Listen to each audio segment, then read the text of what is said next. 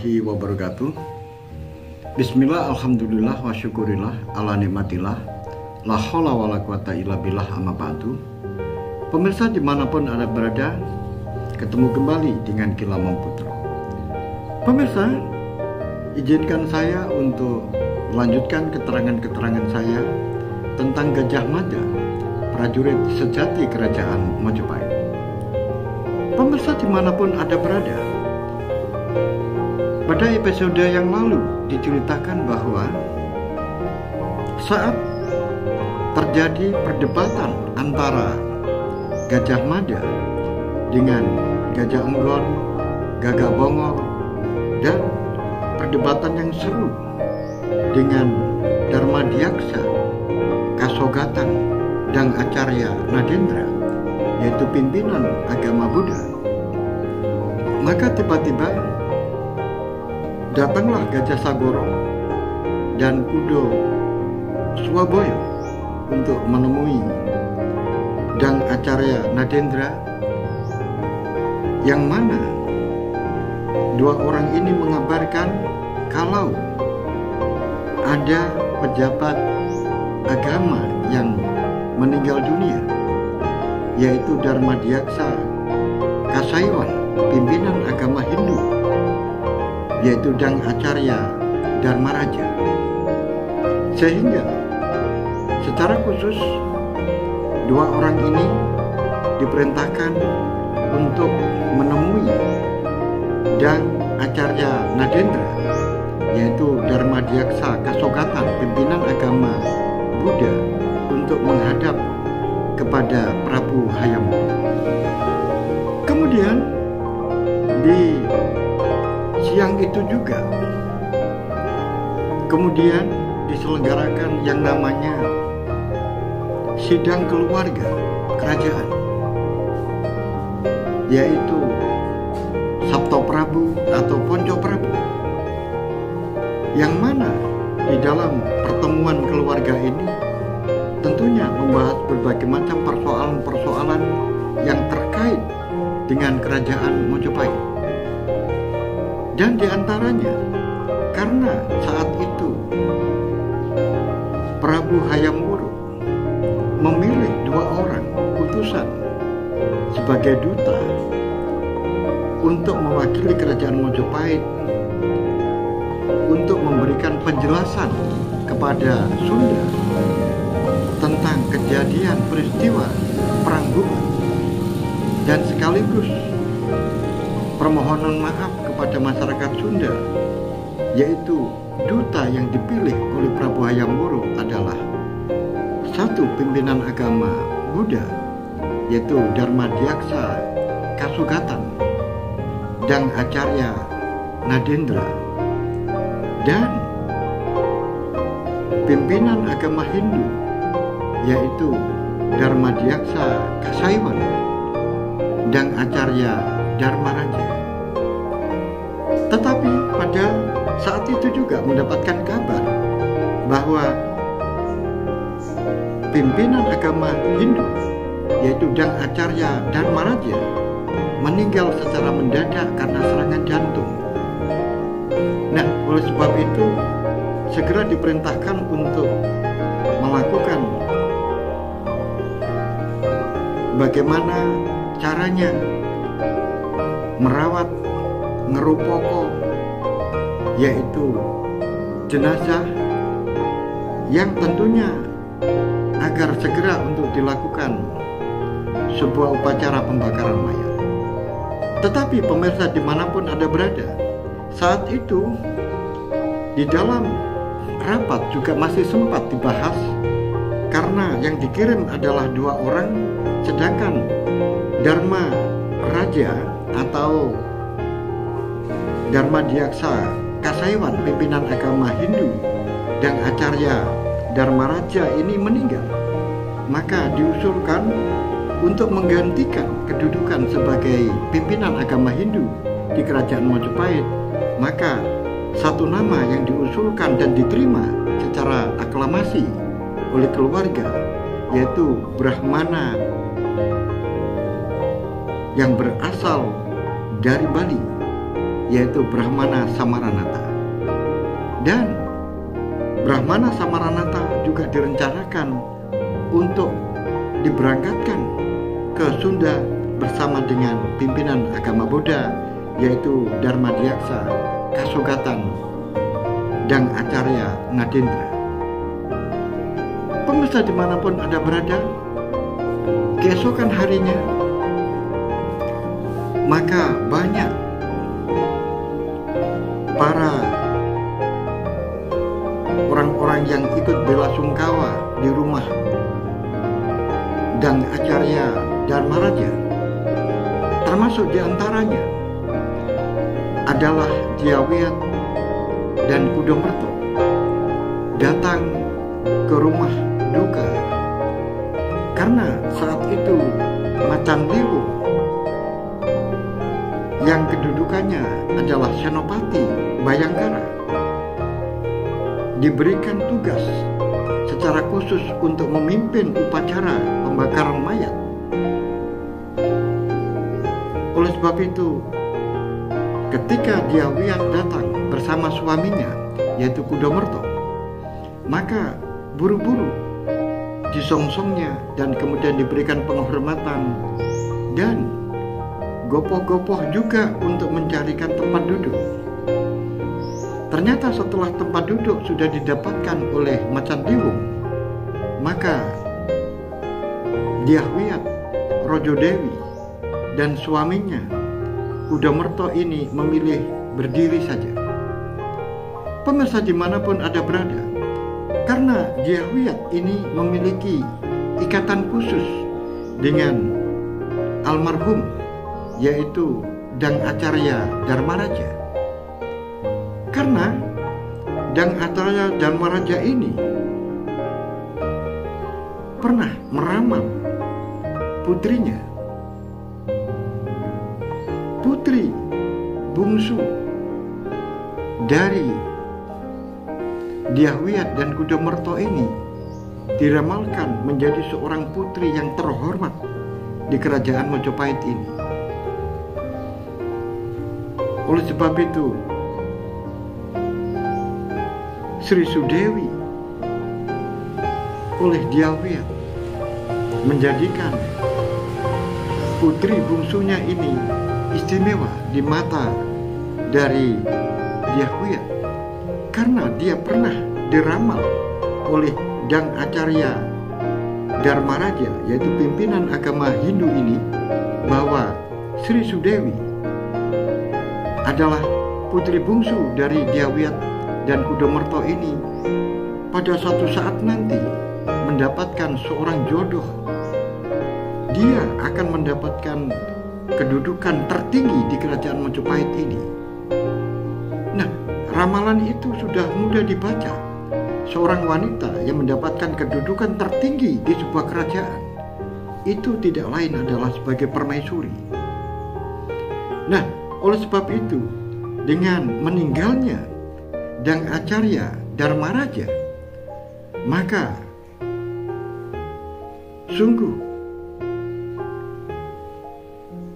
Dyawiyat sangat merasa kehilangan karena pimpinan agama Hindu ini, kalau ada hal-hal yang penting, selalu dimintai nasihat oleh Dyawiyat beserta suaminya, yaitu Kudomerto. Pemirsa dimanapun Anda berada, akhirnya upacara pembakaran mayat ini berlangsung setelah semua uborampe yang telah disiapkan sudah memenuhi persyaratan. Oleh sebab itu, pemirsa dimanapun Anda berada, upacara pembakaran mayat yang dilakukan oleh keluarga dan diselenggarakan dengan menggunakan upacara kenegaraan ini langsung dipimpin oleh Macan Liwung sebagai orang yang diberikan selempang kepercayaan atau selendang kepercayaan atau samir untuk melaksanakan tugas, yaitu pelaksanaan pembakaran mayat seorang pendeta pimpinan agama Hindu, yaitu Dharma Diaksa dan Acarya Dharma Raja. Pemirsa dimanapun Anda berada, rupa-rupanya upacara ini berjalan dengan lancar, berjalan dengan baik, awal hingga akhir. Setelah upacara ini rampung, maka para pejabat ada yang pulang dan ada yang masih di istana, dan juga masyarakat yang melihat sudah bubar karena sudah selesai melaksanakan tugasnya. Pemirsa dimanapun Anda berada, termasuk diantaranya salah satu pejabat yang langsung pulang adalah Mantri Mukhya, Rakrian Mahamantri Mukhya, yaitu Gajah Mada. Karena Gajah Mada merasa dirinya dikucilkan, tidak ada orang yang menyapanya, tidak ada orang yang mengajak bicara. Kemudian pandangan-pandangan dari Hayam Wuruk, apalagi Ibu Suri, semuanya adalah sinis dan tidak ada yang menyapa, termasuk sahabat-sahabatnya, baik itu Gajah Enggon, Gagak Bongol, Macan Liwung, dan orang-orang prajurit-prajurit bawahannya. Tidak ada yang memperhatikan, bahkan menyapa pun tidak. Oleh sebab itu, setelah pembakaran mayat ini rampung, maka Gajah Mada memilih kembali ke Kepatihan, pulang. Pemirsa dimanapun Anda berada, kemudian di Kepatihan, di sana prajurit juga masih banyak yang berjaga-jaga di Kepatihan, dan ada Gajah Sagoro, yaitu putra dari Gajah Enggon, yang masih ada di sana. Dan kemudian ketika Gajah Mada datang, tiba-tiba Gajah Sagoro ini kemudian berpamitan untuk pergi ke istana karena ada tugas. Oleh sebab itu, Gajah Sagoro kemudian pergi ke istana, yaitu ke Teratak Rambat Manguntur, karena di sana masih ada yaitu pertemuan. Pertemuan yang ada di Teratak Manguntur ini adalah sebuah sidang yang disebut dengan Ponco Prabu, yaitu ada 5 pejabat tinggi negara, yaitu 5 orang penting di kerajaan Mojopahit. Karena apa? 5 orang ini adalah anggota keluarga yang memiliki keputusan musyawarah untuk menghasilkan sebuah keputusan, sehingga nanti keputusan ini dibuat kekancingan, yaitu surat keputusan. Apa yang diputuskan akan dibuatkan semacam surat keputusan. Pemirsa dimanapun Anda berada, di dalam sidang yaitu Ponco Prabu ini, yaitu yang pertama anggotanya adalah Prabu Hayam Wuruk itu sendiri, kemudian Ibu Suri, kedua-duanya, yaitu Sri Gitarja Tribono Tunggal Dewi sebagai seorang ibu dari raja, kemudian bibinya yaitu Dyawiyat Rojo Dewi adalah anggota yang ketiga. Kemudian yang keempat adalah Raden Cakradara Sri Kertawardhana, yaitu ayah dari Hayam Wuruk dan suami dari Sri Gitarja Tribono Tunggal Dewi. Dan anggota yang kelima adalah Raden Kudomerto Wijaya Rajasa, adalah suami dari Dyahwiyat, yaitu paman dari raja, dan Dyahwiyat adalah bibi dari raja. Ini adalah 5 orang. Ini disebut dengan Ponco Prabu. Inilah di dalam rapat ini memutuskan hal-hal yang terkait dengan kebijakan-kebijakan yang menyangkut kerajaan Mojopahit.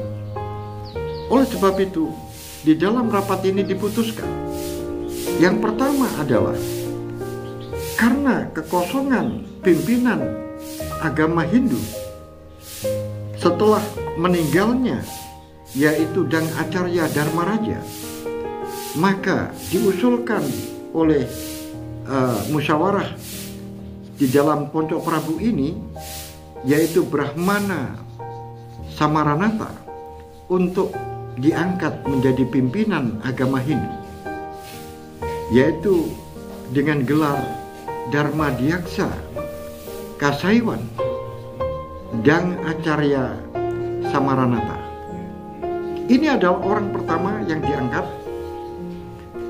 Keputusan yang pertama yang diambil. Kemudian keputusan yang kedua adalah mengangkat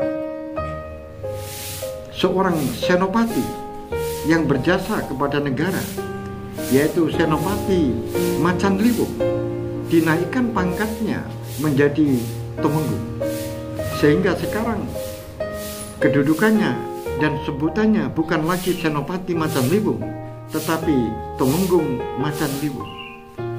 Kemudian yang ketiga, yaitu mengangkat seorang pemuda dari prajurit Bayangkara yang pernah ditugaskan ke Sunda untuk menyertai para pimpinan duta yang ada di sana, yaitu mendampingi Pati Maduratna.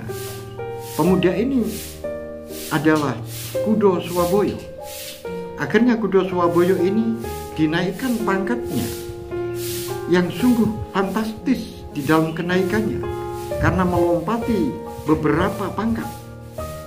Maka Kudo Swaboyo ini langsung diangkat menjadi seorang senopati Bayangkara, sehingga mengejutkan banyak orang ini nantinya.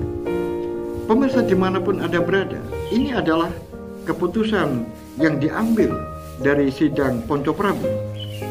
Setelah kenaikan pangkat dari Kudo Swaboyo, kemudian keputusan berikutnya adalah mengirim duta ke Sunda, 2 orang, yaitu pimpinan agama Buddha Dang Acarya Nadendra, dan beserta pejabat baru, yaitu Dharma Diaksa Kasaiwan Dang Acarya Samaranatha.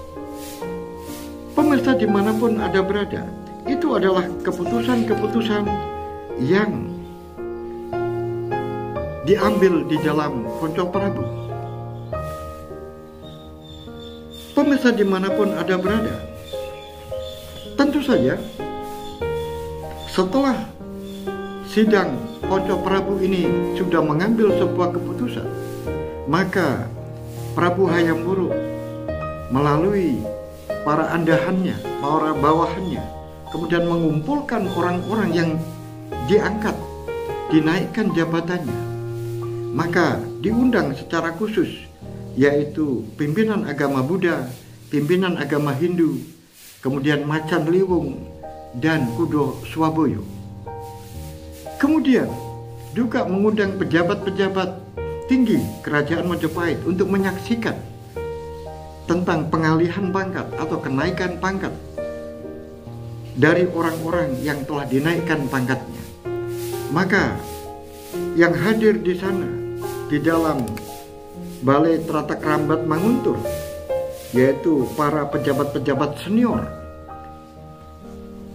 terutama adalah orang-orang yang berkiprah di pasukan Bayangkara. Yang terlihat di sana adalah Gajah Enggol, yang sekarang kedudukannya sebagai Kanuruhan. Kemudian di sana ada Gagak Bongol, yang sekarang kedudukannya sebagai seorang pejabat yang disebut dengan pesangguhan, sehingga sebutannya adalah Pesangguhan Gagak Bongol. Dan ada Senopati Gajah Sagoro, kemudian ada Gajah Geneng, ada Bayangkara Jayabaya, kemudian Riung Samudro Panjang Sarumpit, dan ada Kartiko Sinumping ini adalah pejabat-pejabat tinggi di kerajaan Mojopahit yang sudah hadir dan orang-orang penting di kerajaan Mojopahit. Pemirsa dimanapun Anda berada, dilanjutkan.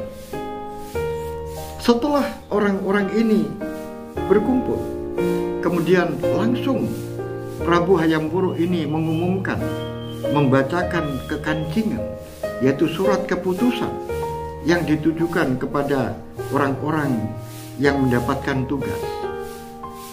Dan tentunya orang-orang yang mendapatkan kedudukan dan pangkat yang baru mendapatkan pujian dan mendapatkan selamat, ucapan selamat dari sahabat-sahabatnya. Pemirsa dimanapun Anda berada, tetapi di alun-alun terjadi keanehan seperti ada tontonan, karena alun-alun ini tiba-tiba menjadi berjubel-jubel banyak orang yang hadir, sehingga menimbulkan penasaran banyak orang yang ingin tahu apa ini. Ternyata sudah terjadi desas-desus di masyarakat bahwa siang hari ini akan terjadi sebuah keputusan untuk menentukan nasibnya Gajah Mada. Nah, dengan desas-desus di masyarakat ini, sehingga orang-orang ini ingin melihat langsung dan ingin mendengar langsung. Karena desas-desus ini ada yang mengatakan bahwa Gajah Mada akan mendapatkan hukuman penjara. Ada yang mengatakan Gajah Mada tidak hanya di penjara, tetapi akan mendapatkan hukuman gantung di alun-alun Bubat. Sehingga masyarakat ini menjadi penasaran dan ingin tahu. Akhirnya berbondong-bondong menuju ke lapangan Mojopahit ini. Termasuk di antaranya orang yang penasaran ingin tahu tentang apa yang akan terjadi adalah Pradabasu.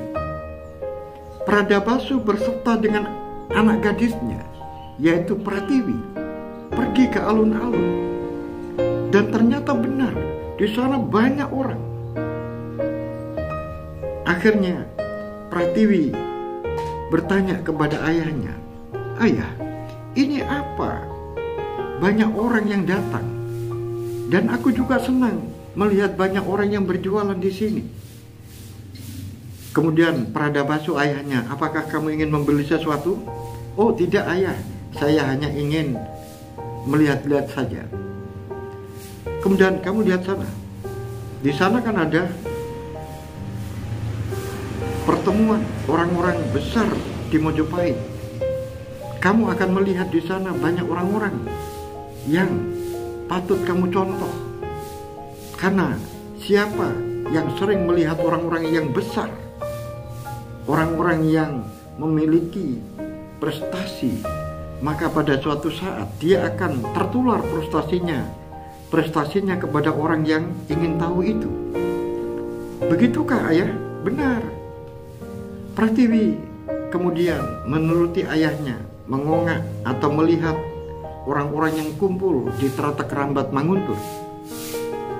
Kemudian kembali lagi, dan Pradabasu kemudian duduk dan lebih mendekat ke arena atau tempat di mana Trata Manguntur itu. Di situ banyak orang yang sedang duduk. Kemudian Pratiwi diberitahu bahwa itu yang berdiri itu namanya Jayabaya, Bayangkara Jayabaya. Itu juga sahabat saya, sahabatnya ayah. Itu yang duduk itu, yang rambutnya panjang itu namanya Gajah Geneng. Itu juga sahabatnya ayah. Dan masih banyak, termasuk pamanmu Gajah Enggon. Dan coba kamu lihat sekarang kakakmu itu ada kakang anaknya Gajah Enggon, yaitu Gajah Sagoro. Dan kakakmu sendiri, kamu lihat, wow, kakak saya pakaiannya seperti itu ayah. Alangkah terkejutnya. Pradabasu, karena pakaian yang dipakai oleh anaknya, yaitu Kudo Swaboyo, itu adalah pakaian yang hanya bisa disandang oleh seorang senopati. Kemudian, apakah benar anak saya naik pangkat menjadi senopati? Kalau benar-benar naik pangkat, mengapa begitu drastis kenaikannya? Bagaimana? Apa jasanya anak saya sehingga anak saya begitu naik pangkat begitu drastis? Akhirnya, pemirsa dimanapun Anda berada, Pratiwi kemudian dibisiki oleh ayahnya Pradabasu. Kalau kamu ingin tahu segalanya, maka dekatilah orang itu. Kemudian kamu bisiki bahwa aku anaknya Pradabasu.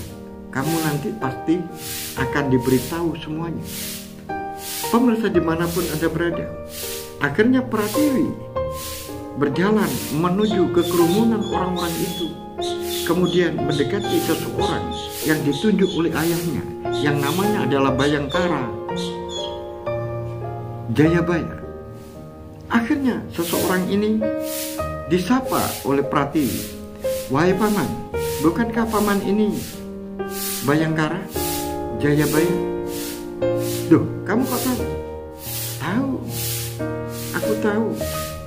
Oleh sebab itu, paman, aku ingin tahu ini ada apa kok rame-rame ini.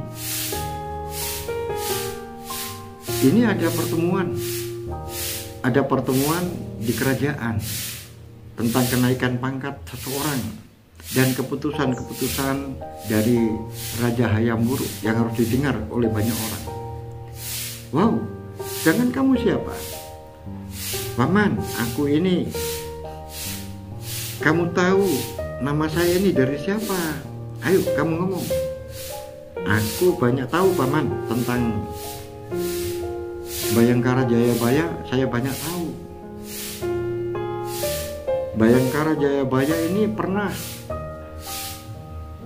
melakukan sebuah operasi yang sangat berbahaya ketika terjadi perang, yaitu baik itu perang Sadeng maupun perang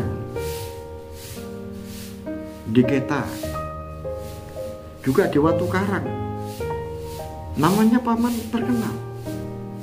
Akhirnya pemirsa dimanapun Anda berada, kalau paman ingin tahu tentang saya secara detail, ikut saya. Lebih penasaran lagi, seorang anak gadis cantik kemudian mengajak seseorang untuk mengikuti dirinya.